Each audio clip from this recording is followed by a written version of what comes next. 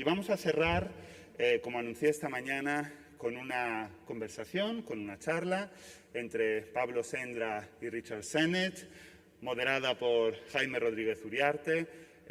Empiezo presentando a Jaime. Jaime es editor en Alianza Editorial.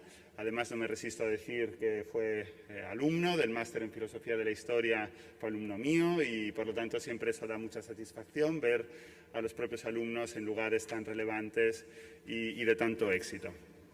Y bueno, Pablo Sendra es profesor, investigador en el University College London. Es coautor, junto con Richard Sennett, de este espléndido libro, Diseñar el desorden, experimentos y disrupciones en la ciudad, que será un poco la excusa, por así decirlo, el leitmotiv a partir del cual girará la conversación. Richard Sennett está ya conectado por streaming y en algún momento aparecerá, ¿no?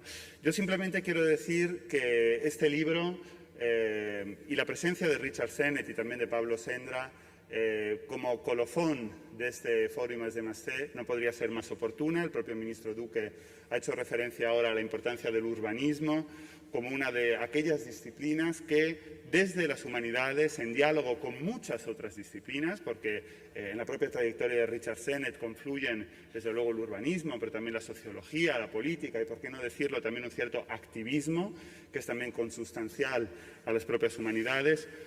Como digo, esta perspectiva es crucial hoy y desde luego es una de las maneras más fructíferas de investigar en artes y humanidades que existen hoy en día, ¿no? Si empezábamos el día con una conferencia a cargo de Juan Bonilla, de un grandísimo escritor, vamos a cerrar con este diálogo a cargo de dos grandes investigadores en humanidades, en este caso en sociología y en urbanismo.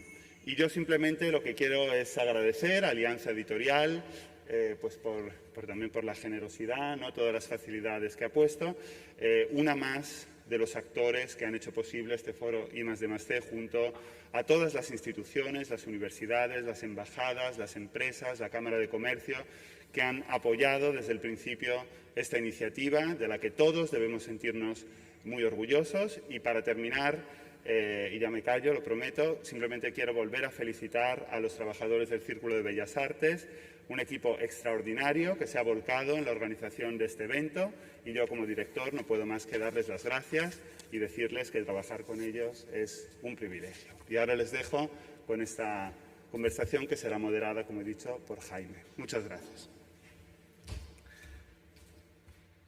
Muchas gracias, Valerio. Muchas gracias a todo el equipo de Círculo de Bellas Artes y todas las instituciones colaboradoras que han hecho posible que estemos aquí hoy en este foro I+D+C, buscando un poco, ¿no? Responder a esa fe inquietante que decía Juan Miguel de León esta mañana, ¿no? Es una expresión que me ha gustado mucho. Y bueno, vamos a intentar aclarar un poco qué significa esa fe inquietante y qué podemos aportar nosotros al debate. Voy a aprovechar para darle gracias especial a Valerio, porque como he comentado nos une un vínculo que viene de largo, y voy a aprovechar para darle las gracias de una manera un poco mala, porque voy a aprovechar para citar a Hegel, que no puedo menos que hacerle ese gesto a Valerio, pero lo voy a citar mal y lo voy a citar de segundas, y voy a citar a Hegel citando a Marx, cuando decía que Hegel decía que la historia se repite dos veces, la primera como tragedia, la segunda como farsa. Pues espero que se equivocase y que ni la primera sea tragedia ni la segunda farsa, porque esta conversación que vamos a tener ahora aquí Pablo, Richard y yo, en realidad es un poco una repetición de la última parte del libro, que es también un diálogo entre ellos dos, y Leo Hollis, el editor de la versión en inglés de este libro. Entonces, pues estamos un poco repitiendo esa historia, ¿no? Pero espero que de forma ni trágica ni como farsa. Como ha dicho Valerio, quizás parezca un poco extraño hablar de repente en el contexto de este foro de un libro que se llama Diseñar el desorden, ¿no? Que tiene un título tan peregrino como este.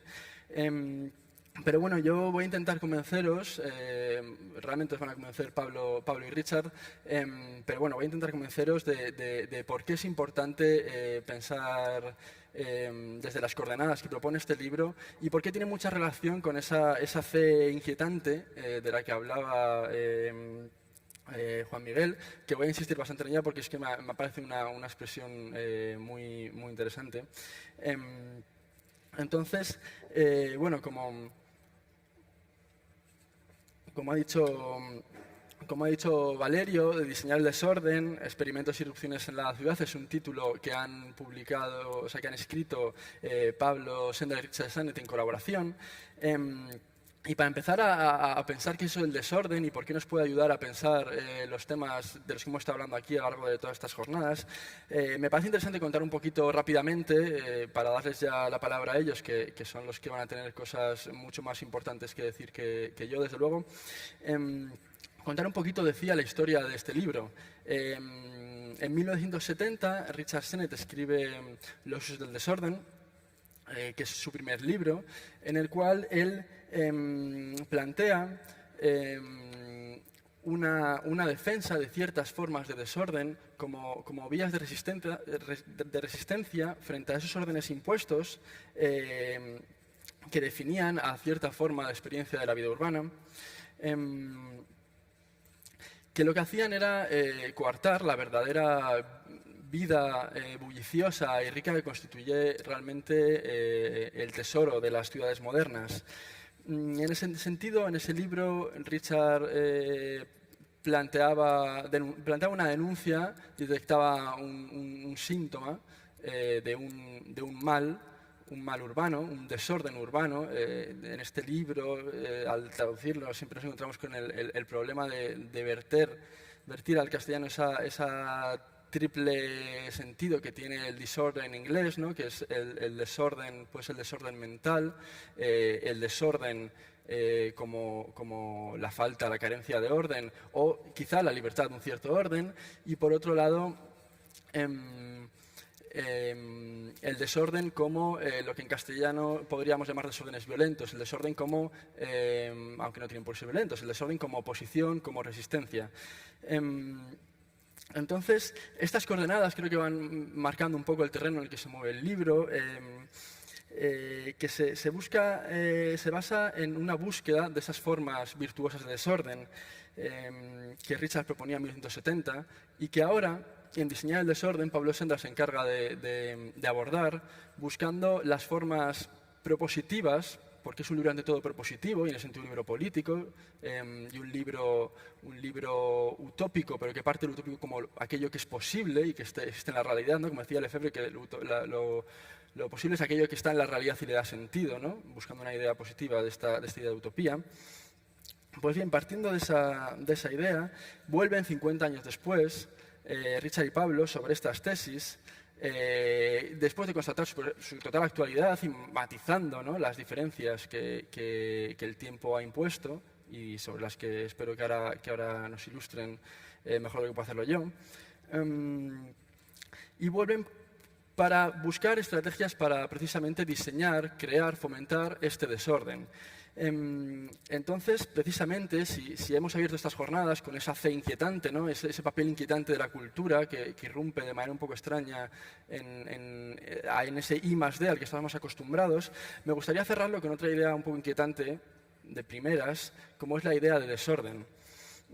Porque aquí se ha hablado mucho de conocimiento y de muchas formas de conocimiento y creo que conviene recordar que en el imaginario popular muchas veces asociamos el conocimiento a una cierta forma de imposición de orden y pensamos que conocer es algo así como imponer o encontrar un orden a la realidad, quizás encontrar un orden oculto a la realidad, pero precisamente lo que Pablo y Richard hacen en este libro es todo lo contrario, que es buscar el desorden que oculta el orden de la realidad, que quizá no sea más que una cierta forma de imposición.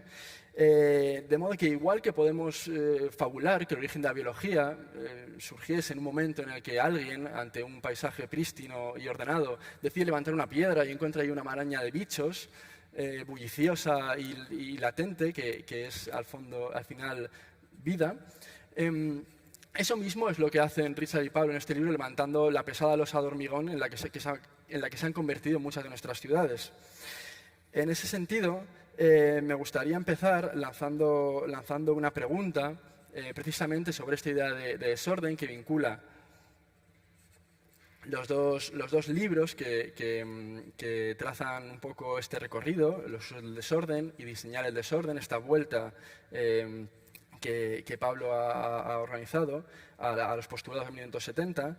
Entonces me gustaría un poco preguntar por las continuidades, Pablo, que encuentras, y Richard, que no está ya con nosotros, entre estos dos títulos, porque se mantienen dos palabras claves, que son desorden y ciudad. Ciudad está solo en el subtítulo, por eso no he mencionado tanto, pero creedme, está ahí.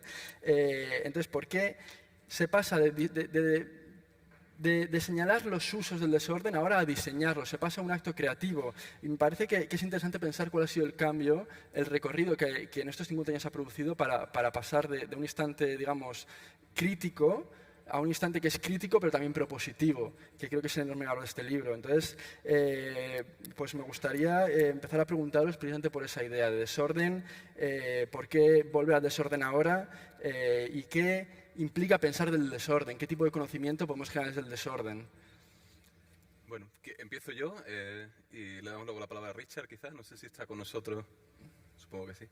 Here? Can you hear me? ¿Me escucháis? Yeah. You can start, maybe. ¿Puedes empezar, quizá? Okay. Muy bien. Well, I'll just tell you a little about Quiero why I wrote the book contaros then, and why I am so glad that por Pablo qué and I have been estoy able to tan work on contento it now.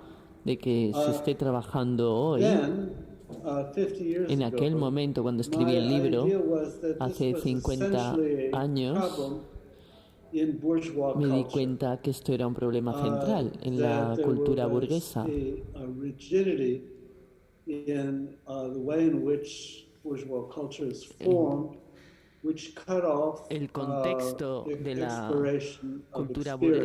burguesa y la aspiración, And el the tipo de city aspiración de la experiencia was, y la in my way ciudad of thinking then, era, a en mi pensamiento en place aquel momento, in un which lugar en the el que fullness and diversity of la experience diversidad de could challenge experiencias that kind of podía poner en bourgeois cuestión este self-formation. tipo de autoformación Now, burguesa. a lot of time has gone Ha past pasado in my mucho life tiempo en mi the vida, last 50 years. los últimos And one 50 of the años. things Una de las that I cosas have done que he hecho is, for most of them, I have es consulted with consultar the United Nations con las on Naciones practical problems Unidas of problemas urbanism. prácticos. And what has appeared Lo que to me ha over and over again aparecido una y otra in the vez work that I've done en el in trabajo que he cities hecho outside en the ciudades bourgeois Western context fuera del contexto is occidental that burgués the imposition es of la new imposición economic orders on del nuevo people's orden lives económico sobre la vida de la gente. is a great tightening Es of order on them. The development is a el de que el form of desarrollo es una overdetermination forma de of how people sobredeterminación should live. de cómo la gente debería And vivir that the y que the problems that people los face in problemas this a los que se practical world enfrenta la is gente how to en loosen su up vida this práctica imposition from es order librarse de outside. esta imposición de un orden desde fuera. And so what began for me Así que lo as que a kind of empezó cultural como una question especie de has cuestión morphed over cultural the course of time a lo into largo a del practical tiempo se ha question convertido en about una how cuestión you could práctica actually de loosen cómo up puedes soltar this overdetermination esta of order. How sobredeterminación, you could have este more orden propositions about sobredeterminante, different ways cómo to puedes tener develop. más propuestas sobre diferentes And it maneras de was at that desarrollarse. point En that, este punto I encountered Pablo me encontré con Pablo, Sendra, who is an architect, que who es was thinking arquitecto about y que how estaba do you create pensando an cómo infrastructure creas una in the infraestructura en la that ciudad allows que permita for experiment, experimentar diversification, a kind of la loosening up diversificación, un order. aflojamiento de las that sobredeterminaciones. is basically what Esto our es book is about. básicamente de lo que va nuestro How do libro, you create cómo the creas las conditions condiciones for a city to develop, para que una ciudad whether se it's desarrolle, in the third world ya sea en el or in tercer Europe or mundo North o en America, Europa, that allow en more América, experiment, more propositional thinking, más que pueda haber más less proposiciones, más execution of a experimentación, master menos plan. ejecución de un plan How do you maestro. engage people Cómo more implicas a la in the gente creation of más the en la forms creación in de which they live formas in their own de lives? vida para vivir, la gente para vivir that sus is propias vidas. For me, Para has mí, been both the esta es problematic of the book la problemática del libro. why this problem today Y seems to me porque absolutely este important. problema en la actualidad me parece de We are gran not importancia. seeing more No experiment estamos in urban viendo form. más We're seeing a experimentos en la kind of forma urbana. Lo que intellectual estamos viendo paralysis in es thinking una about the built prevalencia environment. intelectual a la hora de And pensar our todas book estas attempts cuestiones. to Nuestro libro relieve that paralysis. intenta dejar de lado Sí, esta complementa un poco prevalecencia. la respuesta, sobre todo desde mi experiencia, pero que conecta mucho con lo que Richard está comentando. Y es que, bueno, realmente yo encontré, cuando yo leí Los usos del desorden en 2009, cuando yo era un estudiante de máster, y tenía 25 años, que es la edad que Richard tenía cuando lo escribió, ¿no? Y realmente ese momento de finales de los 60 coincidía mucho también con esos momentos en el que íbamos entrando a principios de la década de los 2000, ¿no? Sobre todo por dos cuestiones fundamentales. Una cuestión, la de los movimientos sociales. O sea, encontré bastantes paralelismos entre lo que pasó, digamos, en mayo del 68 y lo que pasó luego a partir de 2011 con la primavera árabe, el 15M y luego Occupy en Estados Unidos y en Reino Unido, ¿no? Y entonces vi que realmente se daban como dos momentos muy concretos en la historia, separados con 40, 50 años, en los que se ponía en crisis el capitalismo, ¿no? Y se contestaba un poco desde abajo, sobre todo con esta idea del 99% contra el 1%, ¿no? Eso por un lado los movimientos sociales, y por otro lado el orden que se imponía desde el urbanismo. Por un lado, en los años 60, digamos, el movimiento moderno impuso una serie de órdenes que se vio reflejado en autopistas que cruzaban las ciudades, en desarrollos urbanos monofuncionales, y ese era el tipo de orden que Richard criticaba en su libro en 1970, que no permitía a las personas a conseguir una identidad adulta, ¿no? No permitía a las personas, digamos, enfrentarse a la diferencia o experimentar experiencias no controladas y no esperadas, ¿no? Y yo veía, digamos, paralelismos con lo que ocurría en esos tipos de orden que se imponían en los años 60, 70, con los que se imponían en la década de 2010, ¿no? Sobre todo cómo la especulación inmobiliaria había dado lugar a unos tipos de orden que en muchos casos incluso se convertían en la demolición de viviendas sociales y construcción de otros desarrollos privados. Y como ha dicho Richard, existían también como diferencia entre un tipo de orden y otro tipo de orden impuesto por el urbanismo. El orden de los 60-70 estaba impuesto, digamos, por el Estado, eran proyectos, digamos, estatales y públicos, y en cambio el orden de la década 2010 estaba impuesto por especuladores inmobiliarios, ¿no? Y sobre el tema propositivo, pues hay dos cuestiones, ¿no? Una cuestión es, empecé a ver cómo los movimientos sociales respondían a estos órdenes impuestos a través del activismo, y por otro lado, empecé también a pensar que como arquitecto, como era estudiante de diseño urbano, qué tipo digamos, sobre todo al leerme ese libro que me impactó tanto personal y profesionalmente, qué tipo de intervenciones de diseño urbano podemos hacer en el espacio público, en la infraestructura, en la infraestructura social y comunitaria también, para provocar, digamos, esos encuentros inesperados, esas actividades no planeadas, ¿no? Y a partir de ahí fue cuando comencé a pensar, a escribir y a dibujar todo este tipo de propuestas que luego pues ya comenté con Richard cuando nos conocimos.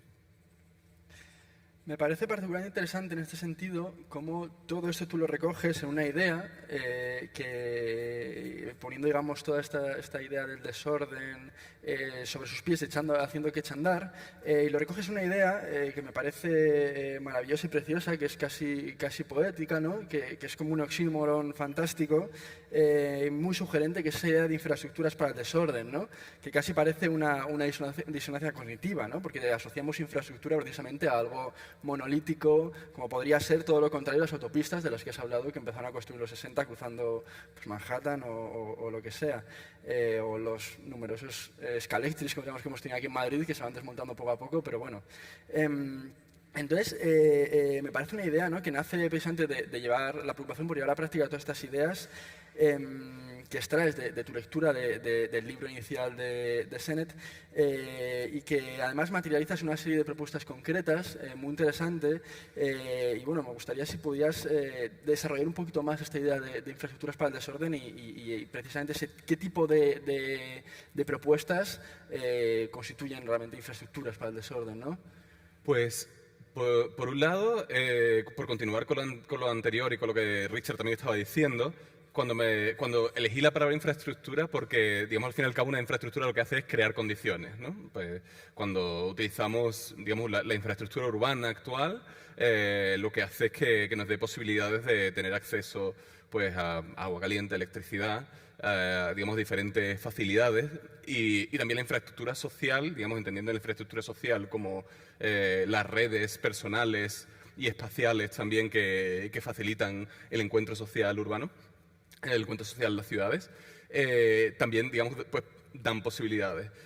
Y entonces digamos, yo pensé las infraestructuras para el desorden como un híbrido entre esa infraestructura física de cables, de pavimentos, de mobiliario urbano, de espacios, y esa infraestructura social, ¿no? Y cómo ambas podían estar conectadas y crear condiciones para lo que Richard definía como usos del desorden, ¿no? Crear esas condiciones para situaciones no planeadas, situaciones que, digamos, que te hacen como más tolerante a la diferencia. Y al fin y al cabo pues, son situaciones en que propician el encuentro entre personas y que hacen que las personas negocien entre ellas, ¿no? Entonces, una de las cuestiones cuando, digamos, el libro lo divide en una serie de capítulos que dan lugar, digamos, como a un proceso, y uno de los procesos iniciales que propongo, que llamo como disrupciones iniciales en la infraestructura, es cómo conseguir que la infraestructura se haga mucho más colectiva, ¿no? Es decir, cómo conseguir partir de una infraestructura existente y cómo darle, digamos, ponerle una capa colectiva a esa infraestructura que propongo en el libro, que hace digamos, que personas que no han hablado entre ellas anteriormente, que empiecen a interactuar. Y pongo en el libro varios ejemplos, por ejemplo, de las cooperativas de energía solar que han surgido en Londres, por ejemplo, ¿no? Donde digamos que vecinos que tenían poca interacción social entre ellos, deciden montar sobre todo porque hay una organización que ha ido también promoviendo eso, decide montar una cooperativa energética y de repente tienen que empezar a negociar y a hablar entre ellos cómo utilizan esa energía, cómo utilizan digamos, la energía que se produce, si el excedente les da beneficio económico para que lo utilizan, cómo realizan, entonces empiezan a realizar proyectos sociales con jóvenes, con el excedente que les da, y entonces digamos que se empieza a producir, digamos, una infraestructura social y unas relaciones sociales que parten de esa infraestructura física, ¿no? Entonces propongo así como varios ejemplos que han dado lugar a eso, ¿no? Que puede ser muchas veces una infraestructura tan tecnológica como una infraestructura social, puede ser una cocina vecinal, pueden ser muchos otros aspectos, ¿no? Por devolverle ahora la palabra a Richard, y en relación con esto que comentabas, me parece muy interesante que me parece vislumbrar que estas infraestructuras pueden ser no solo, digamos, formas de interactuar o de actuar o de intervenir en la ciudad, sino que en sí mismas promueven un concepto distinto de la ciudad que puede generar a su vez un concepto distinto de conocimiento, ¿no? Por volver al tema que nos reúne aquí, me parece interesante pensar hasta qué punto estas infraestructuras son también fuente de conocimiento. En la medida en que tú hablas, por ejemplo, en el libro de la necesidad de que haya un feedback continuo, que las mantenga activas, que las mantenga abiertas, las mantenga desordenadas, por alguna manera. Y aquí, respecto a cómo tener en Well, if cuenta... I may interject at this point, Si puedo is that all right? interrumpir, What I En would este say is the punto, way to grasp this is to think la about manera de entender make a esto musical es analogy pensar in en una improvising. analogía musical, la improvisación.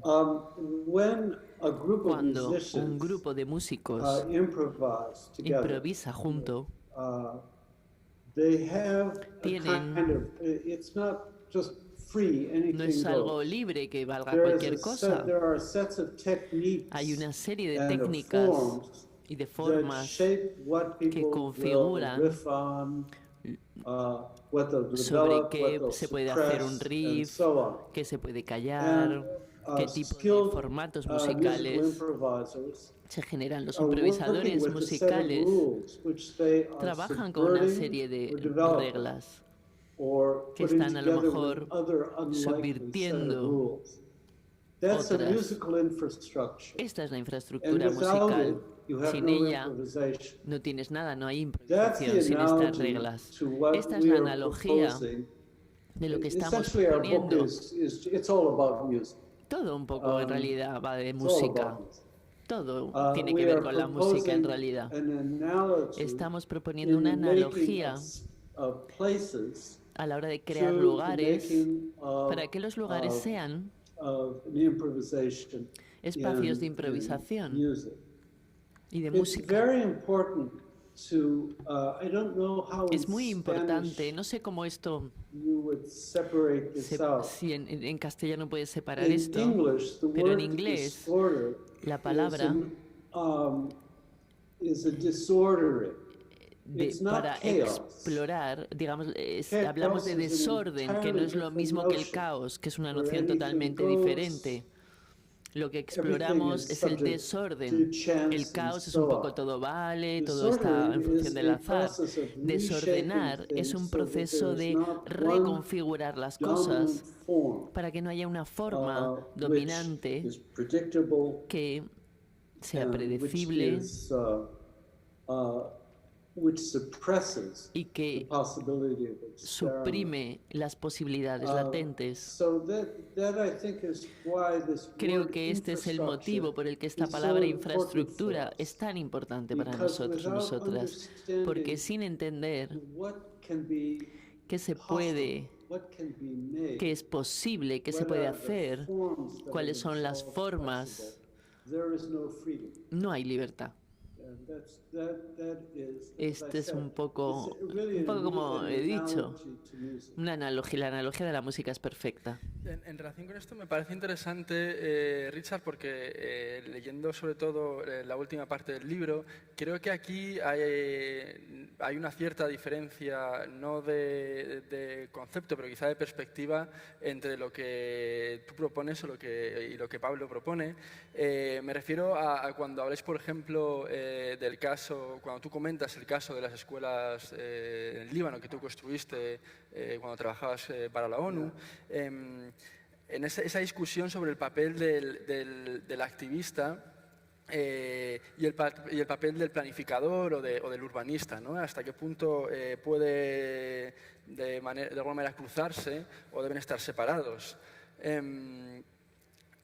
Me interesa pensar que de alguna manera eso son formas complementarias también de conocimiento, de formas de extraer conocimiento de este desorden, ¿no? Hasta qué punto podemos extraer un conocimiento directamente de este desorden o por el contrario, hace falta una cierta distancia o no, o realmente podemos estar inmersos en él para extraer este tipo de conclusiones. You want to go, Richard, or should I go? ¿Quieres contestar, Richard, o quieres que intervenga yo? Well, I don't know if I have an answer, but No sé I si have a tengo comment. una respuesta, pero tengo un comentario. The comment El is comentario that in sería planning work, que en el trabajo de the only planificación, way you can really make it la única democratic manera de que sea is democrático for the planner at some es que point to el disappear. planificador en determinado momento pueda And for people desaparecer in the community y que la gente en la make their own comunidad decisions pueda tomar about sus what they propias want. decisiones de lo que Every quiere. plan is Todo plan tiene puntos buenos o malos, no hay una mejor práctica en la planificación. Eso pertenece al orden dominante, pertenece al Banco Mundial, no pertenece a la gente. Una vez que pones de lado, apartas, desechas la idea de que hay una práctica mejor, entonces está la cuestión de cómo democratizar la cuestión de la planificación. La mayoría de la gente, sobre todo la gente pobre, no tiene formación técnica para la planificación. Tienen que tener propuestas que puedan analizar y explorar. Y este es el papel de la función del planificador. Pero en determinado momento, cuando la gente quiere hacer la comunidad por sí misma, entonces el planificador tiene que irse. En mi trabajo de planificación esto fue así. Me fui. Mi trabajo ya estaba hecho. Vosotros tomáis las decisiones y veamos que es posible. Pero creo que en términos generales se puede decir que es cierto que para contrarrestar el desequilibrio de poder y generar formas democráticas de libertad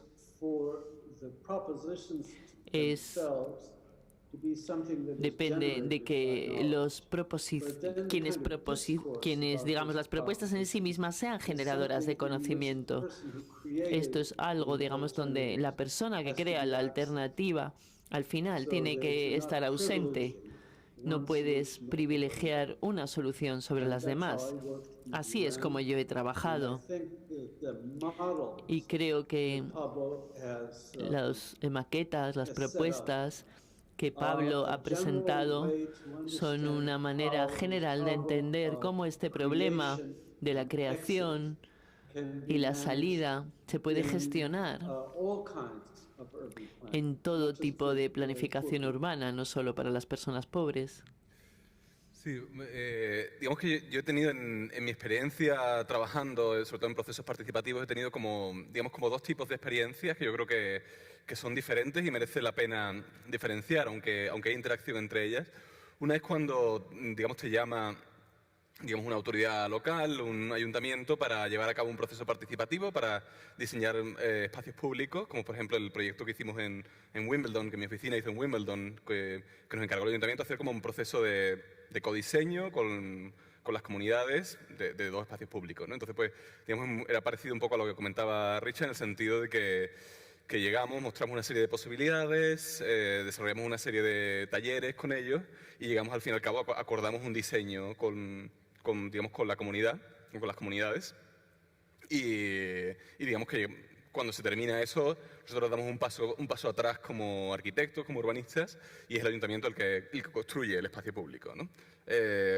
O digamos que damos una serie de posibilidades y el ayuntamiento adopta esas posibilidades.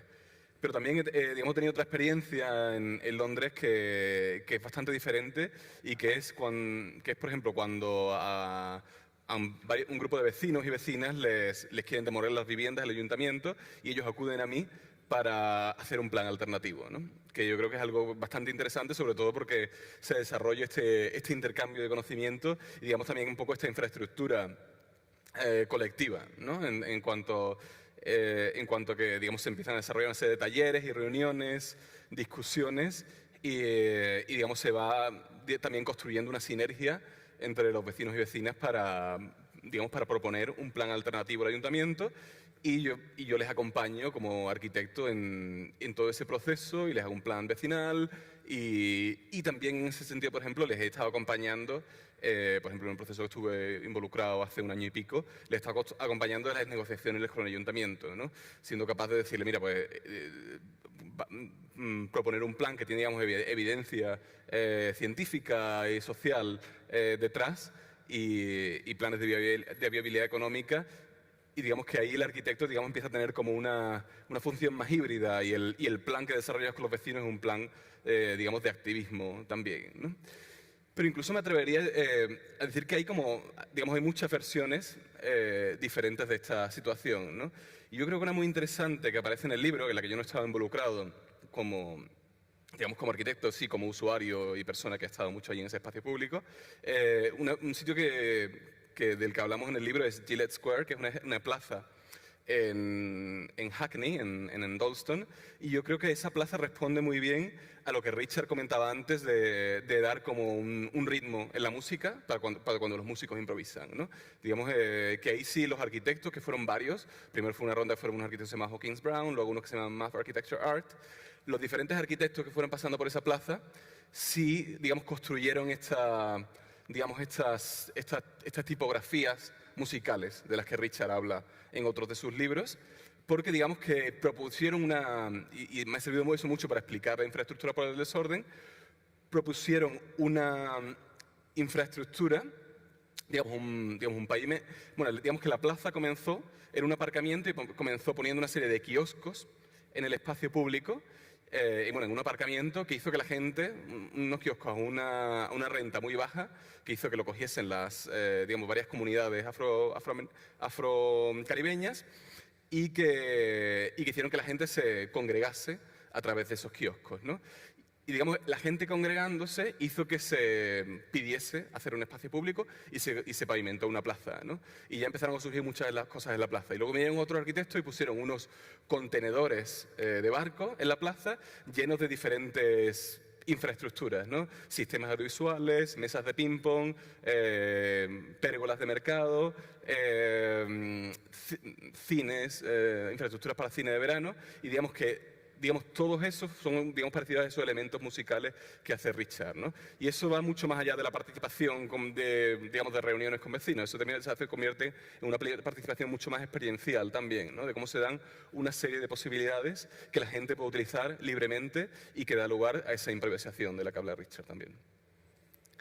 Precisamente esta forma de improvisación, esta forma de experiencia, me interesaría explorar hasta qué punto puede ser en sí misma, como más o menos señalaba un poco antes, una forma nueva de conocimiento, es decir, hasta qué punto este tipo de intervenciones no son solo intervenciones técnicas y tampoco únicamente intervenciones políticas o sociales, o precisamente porque son también intervenciones políticas y sociales, son también intervenciones, por decirlo de algún modo, cognitivas, que pueden situarnos en un lugar mejor para comprender la situación urbana y para generar un conocimiento distinto.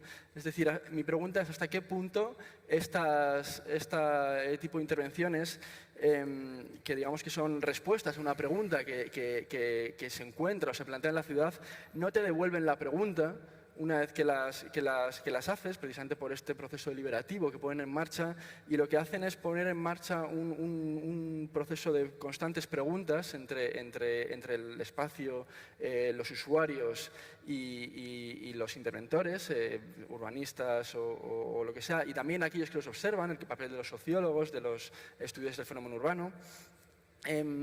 Entonces, ¿hasta qué punto esto no solamente te da más información, sino que te da otro tipo de información? ¿Hasta qué punto esto puede generar un nuevo tipo de conocimiento? Lo digo también pensando en precisamente como generar conocimiento desde el desorden. Lo que diría al respecto, en términos generales, es que, bueno, de nuevo, sí, porque hacer una sesión puede ser algo muy friki al final, muy extraño. Es un poco lo mismo que pasa con las estructuras, digamos, montables y desmontables. La gente se las puede llevar y no queda huella de esto. Lo que sucede en la historia del arte es que las improvisaciones que aparecen dejan una huella, no como forma, sino como un esqueleto, un marco. Es como en la música, así es como, digamos, generan, digamos, rituales de improvisación que se transmiten, no dejan huella, una huella plena, pero de alguna manera se generan marcos que se transmiten entre diferentes músicos que impregnan y que se reabsorben al final como una tradición, como un procedimiento tradicional. En el contexto urbano, esto explica por qué el entorno físico es tan importante, porque es un lugar donde se dejan huellas de las maneras de habitar. Y bueno, esto parece evidente, pero lo digo porque deberíamos imaginar una cultura urbana que está en proceso infinito de generación en generación, improvisando todo el tiempo. Entonces, a veces este diálogo se constriñe por los objetos urbanos y tiene que haber puntos de conexión entre generación y generación. Esto es evidente en la vivienda. Hay muchas innovaciones en la vivienda que se produjeron en las ciudades en el siglo XIX y se convirtieron en algo problemático. Por ejemplo, las ventanas, los materiales que se utilizaban. Todo esto se volvió en estructuras problemáticas en el siglo XX en relación a lo que debería ser una casa. Por eso es muy importante que analicemos el punto final de este proceso de desorden. El objetivo es crear objetos democráticamente con la ayuda de gente como Pablo y yo, pero al final se convierten en puntos de referencias y la idea de la ciudad como cultura urbana es algo que está en una discusión incesante. Es al mismo tiempo irrealista, poco realista, y reduce, si queréis, la sostenibilidad de la propia cultura. Esto me viene, digamos, en relación en esto una sensación muy profunda sobre la cultura, que en último extremo la cultura es material. Y creo, soy un buen marxista, ya lo sabéis, este es mi prejuicio, mi sesgo, básicamente, que la cultura son las infraestructuras materiales que se crean y luego permiten convertirse en puntos de referencia para generar nueva cultura. Este es el tipo de esquema que seguimos en el libro, cómo produce cosas, no ideas, sino cómo produces cosas en torno a las que la gente pueda pensar. Esta es la infraestructura. La infraestructura es producir cosas con las que la gente pueda pensar. ¿Puedo seguir? Sí. Yo quería, quizá, uno de los ejemplos creo que ilustra un poco esta pregunta sobre la generación de conocimiento y diferentes generaciones de conocimiento, y también que enlaza con esta, digamos, conexión con lo material de lo que Richard habla, ¿no? De esa importancia de los objetos y digamos, del apego y el conocimiento que la gente va generándose con lo físico y con lo material. Es uno de los ejemplos que utilizo mucho en el libro, que es el de una autopista elevada en Londres que se llama el Westway, que se construyó precisamente cuando Richard estaba escribiendo su libro, ¿no? A finales de los 60, y que, digamos, que suponía esta, digamos, imposición de orden en la ciudad, ¿no? Y, digamos, cómo los vecinos y artistas contestaron a esto a través de acciones muy materiales. Fueron a través de construir adventure playgrounds, o sea, como juegos de niños, debajo de la autopista, ¿no? Y empezar a hacer, digamos, acciones como que eran muy de autoconstrucción, muy físicas en la autopista. Y, digamos, esas acciones, digamos, tan visibles, tan materiales, tan sociomateriales también, porque realmente era una interacción muy sociomaterial, hicieron que al final, digamos, los diferentes actores locales consiguiesen negociar con el Ayuntamiento de Londres que todo el espacio debajo de la autopista sería para uso comunitario, ¿no? Para diferentes actividades comunitarias, y se construyó allí, digamos, se construyó debajo de la autopista pistas deportivas, juegos para niños, incluso digamos un rodeo como de equitación para montar a caballo. Digamos que hubo digamos, muchísimas acciones, ¿no? Y al cabo de 50 años, digamos que esa organización, esa fundación que cogió la tierra para gestionarla, digamos que cogió una aproximación mucho más material y fueron, digamos, activistas vecinales que, recordando lo que había pasado 40 años antes, o 40, 50 años antes, retomaron la idea de empezar digamos, a ocupar espacios debajo de la autopista para usos vecinales y para digamos, reutilizar espacio otra vez para uso vecinal. Por ejemplo, se ocurrió la tragedia allí justo en ese barrio de la Grenfell Tower, que era una torre que se incendió, y el incendio se propagó muy rápido porque habían puesto un panel de fachada inflamable y murieron 72 personas, ¿no?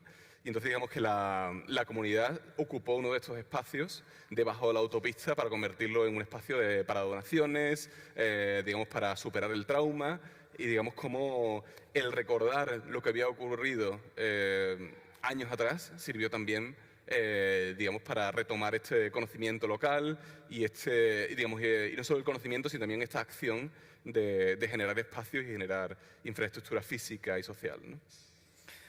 Esto que acabas de comentar me viene muy bien para sacar a colación otro tema que por las fechas en las que estamos casi era obligado a sacarlo, a un miedo de agotarlo, ¿no? Que es el tema bueno, estamos en el 10º aniversario del 15M y el 15M tuvo también, en cierto sentido, esta pulsión, ¿no?, que comentaba Richard precisamente de construir algo, ¿no? Y vimos cómo las acampadas acababan teniendo una cierta dimensión, aunque precaria, una dimensión arquitectónica, pero luego, de algún modo, 10 años después de que eso pasase, las plazas, pues aquello acabó desapareciendo. ¿Qué queda? ¿Qué memoria queda? Quedan quizás esas huellas de las que hablaba Richard, o quizás esa pulsión por construir, que de algún modo se acabó desvaneciendo con el tiempo. ¿En qué forma nos queda? ¿Nos queda en la forma de ese tipo de huellas de las que hablaba Richard? ¿Nos queda en la forma de quizás recuperar estas ideas, como hizo el movimiento de la autopista Greenway, ¿era? El Westway. Westway, perdón.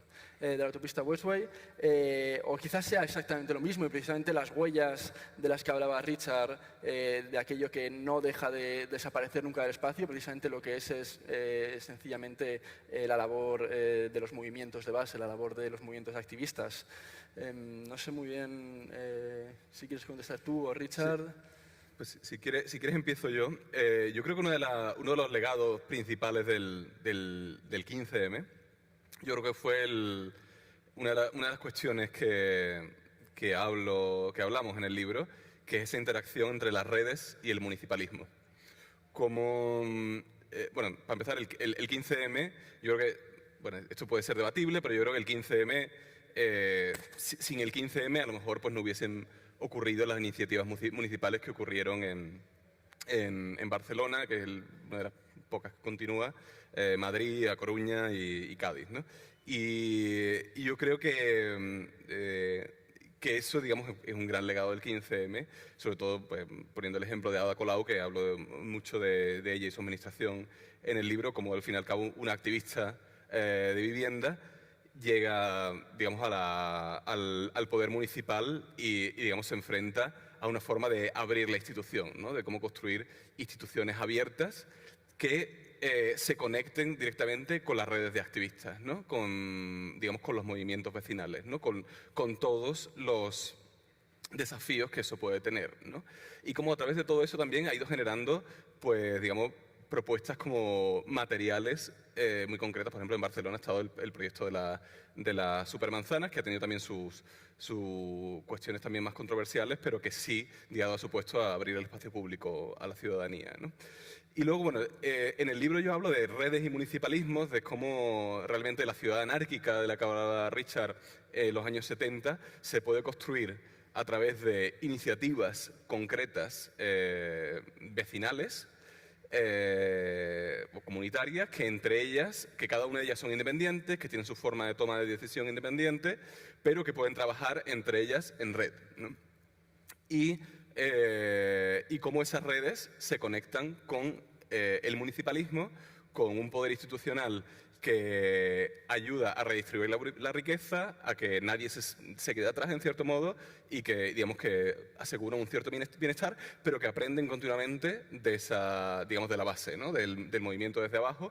Y, por ejemplo, Ada Colau, cuando renovó su alcaldía en 2019, decía que gran parte de sus logros en los 4 años habían sido gracias a los movimientos sociales, ¿no? Yo creo que eso es bastante representativo de cómo una municipalidad puede estar más abierta al estar más conectado a los movimientos sociales con todos, digamos, los desafíos que eso pueda traer, ¿no?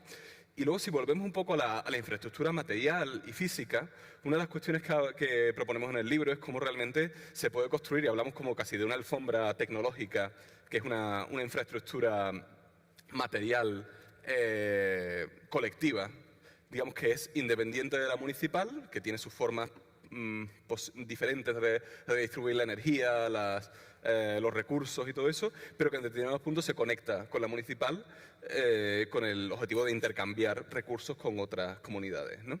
Y yo creo que es muy buena esa analogía también entre digamos, esa interacción como más política, pero esa interacción también como de la infraestructura física, como puede haber una infraestructura más comunitaria en una capa y una infraestructura más municipal en otra, y que no son excluyentes, sino que interactúan entre ellas, ¿no? Richard,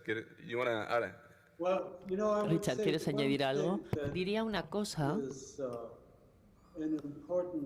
que me parece importante en un límite del discurso, las propuestas que hacemos, es que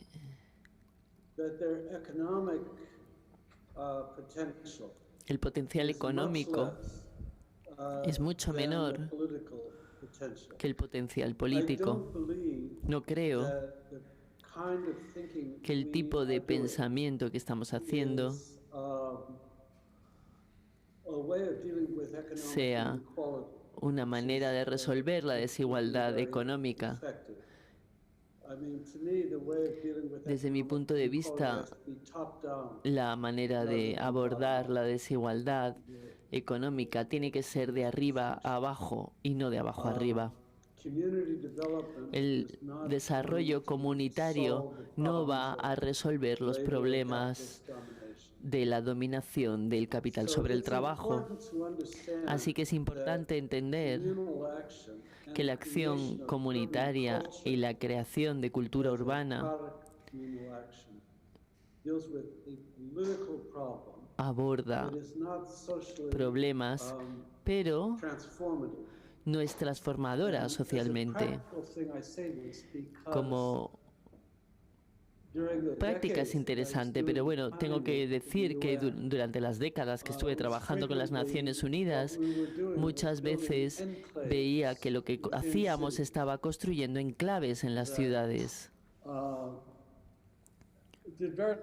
que, digamos, no transformaban las ciudades de las que formaban parte. Esto era particularmente cierto en India. Este tipo de construcción comunitaria crea una esfera de resistencia,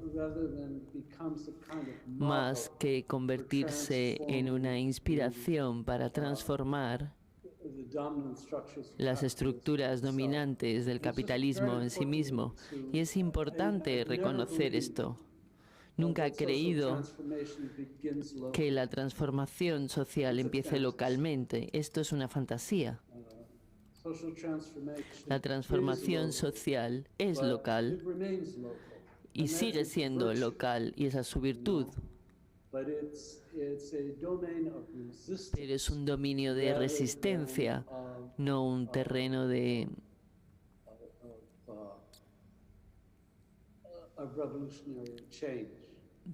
cambio revolucionario. Con tanta frecuencia, creo que hemos sido poco modestos de lo poderosa que es una ciudad. En realidad no lo es tanto. Las cosas que Ada Colau ha hecho en Barcelona son maravillosas, pero España sigue siendo una sociedad capitalista. Creo que este matiz es importante situar la pugna en la que estamos trabajando. Bueno, me parece que hemos ya teniendo que acabar, así que voy a lanzar una última pregunta, que en parte viene inspirada, aquí le doy reconocimiento a un compañero de Alianza que leyó el libro, Diego Blasco, también editor de Alianza, y que me gustaría hacerte, Richard, a partir del comienzo del libro, para terminar, no sé si con una nota optimista o pesimista, eso ya depende de cuál sea tu respuesta. Y es que al comienzo de tu libro, tú tomas, de vuestro libro, perdón, de tu parte del libro, tomas la figura de Benjamin Constant, o más bien del París en el que vivió Benjamin Constant en la primera década del siglo XIX, como ejemplo de cómo una sociedad traumatizada por los estigmas de la revolución, la guerra, el imperio napoleónico, etcétera, puede ser capaz de buscar y encontrar una forma de convivencia dentro de la diferencia, de la diversidad, de lo inesperado, una forma de vida política quizás que esté abierta a la novedad. Y quizás que tenga los materiales para encontrar ese... Perdón, adelante, Richard. Para mí fue muy inspirador. Cuando Pablo y yo estábamos escribiendo esto, estábamos en medio del gobierno de Trump, que puede volver en realidad, puede convertirse en el poder gobernante en Estados Unidos. Y mi pregunta era, ¿cómo sobrevives en un lugar injusto? ¿Y a qué nivel sobrevives? Creo que la supervivencia puede pasar por crear un espacio alrededor que esté lleno de posibilidades para ti y para gente con la que vives, y no una política. No en el plano de las políticas, en el plano de las políticas sociales, siendo realistas, es muy deprimente, porque estamos en una época donde hay un pulso fascista muy fuerte, pero creo que en las ciudades podemos resistir ese impulso fascista. Podemos decir lo que hizo Constant en su generación a principios del siglo XIX, que es hacer una resistencia espacial para sí mismos, junto con muchos seguidores, y eso contrapone una vida contra otra. No me gustan los términos pesimista y optimista, soy demasiado judío para esto. Pero creo que tenemos que dar crédito a la voluntad de generar un espacio de resistencia, y este espacio tiene que ser urbano, tiene que estar lleno de gente, lleno de diversidad, y entonces algo se puede hacer para construir físicamente un tipo de cultura en ese espacio, como se construyó en París a principios del siglo XIX, un tipo de cultura que permite diferentes maneras de vivir juntos, uno al lado de otro. Así es como concluiría. Tiene que ver con hacer que el espacio sea más musical, un espacio de improvisación dentro de un contexto donde vive la gente. Sí, yo creo que una de las cuestiones que nos une a Richard, a mí, que nos unió para escribir este libro, es que el libro lo que intenta es proponer posibilidades y soluciones, ¿no? No es un libro que se limita, digamos, a criticar los males del capitalismo, sino que es un libro que se lanza a propuestas, ¿no? Y se lanza a propuestas urbanas, concretas, que tienen parte social, parte política y parte, digamos, construida y material, ¿no? Y yo creo que digamos, yo creo que es lo interesante del libro y lo que nos unió Richard a mí, ¿no? No quedarnos en una mera crítica, sino pensar en posibilidades y pensar en lugares y situaciones donde han ocurrido esas posibilidades, ¿no? Ya sea la ciudad de París de Benjamin Constant o ya sea una plaza en el este de Londres o lo que ocurre debajo de una autopista en el oeste o muchas otras situaciones que vamos contando en el libro, ¿no? Entonces yo creo que es con eso es casi con lo que me quedaría para terminar, ¿no? Como dice Richard, no es una cuestión de pesimismo ni optimismo. Yo creo que más que nada es pensar posibilidades, ¿no? Y que existen posibilidades, aunque muchas veces sean pequeñas, digamos, de contestar estas fuerzas dominantes. Perfecto, pues creo que es una buena idea con la que quedarnos, precisamente con esa idea de lo posible, ¿no? Que mencionábamos antes. Así que nada, muchísimas gracias a Richard por estar aquí con nosotros, aunque sea digitalmente. Gracias Pablo, gracias otra vez al Círculo de Bellas Artes y a todos vosotros y vosotras por estar aquí y a todo el público que nos ha seguido por streaming desde vuestras casas. Así que nada, muchas gracias a todos y buenas tardes.